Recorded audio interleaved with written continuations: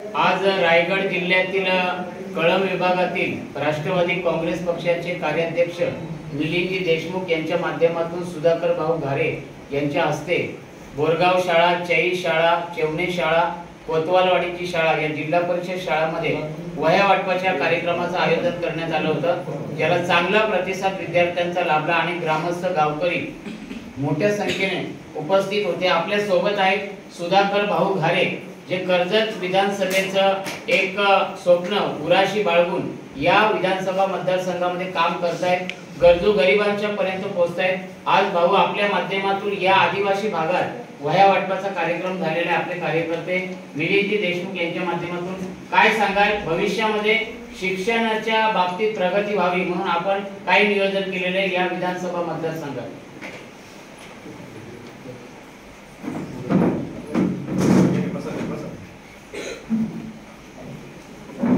कर्जत कलापूर तालुक्यामधील प्रत्येक खेड्यापाड्यातील प्रत्येक शहरामधील जितक्या जिल्हा परिषद शाळा असतील, ज्या प्रायव्हेट शाळा असतील, त्या शाळेतील विद्यार्थ्यांना जी आवश्यकता असते ती आवश्यकता शासनाच्या माध्यमातून दिली जाते।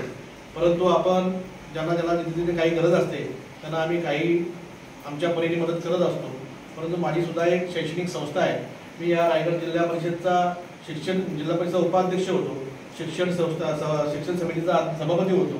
त्या सभापती असताना अनेक शिक्षक वर्ग असतील, जिल्ह्यामधील ज्या ज्या योजना आहेत त्या योजना आपण प्रत्येक गावात प्रत्येक खेडेपाड्यात देण्याचं काम केलं आहे।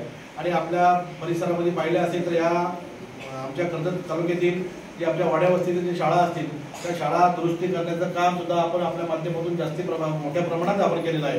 पुढच्या काळामध्ये जी आवश्यकता आहे आणि ज्या आमच्या आदिवासी पाड्या असतील, ज्या शेवटची गावं असतील आणि जी शेवटचे विद्यार्थी असतील त्या विद्यार्थ्यांना जी आवश्यकता लागेल ती आवश्यकता मी त्यांना देण्याचं काम करेल। आणि त्यांना ज्या आवश्यकतेसाठी शिक्षणासाठी आज मिलिंद दादा सारख्या एक उद्योजकाने वह्या वाटप केल्या।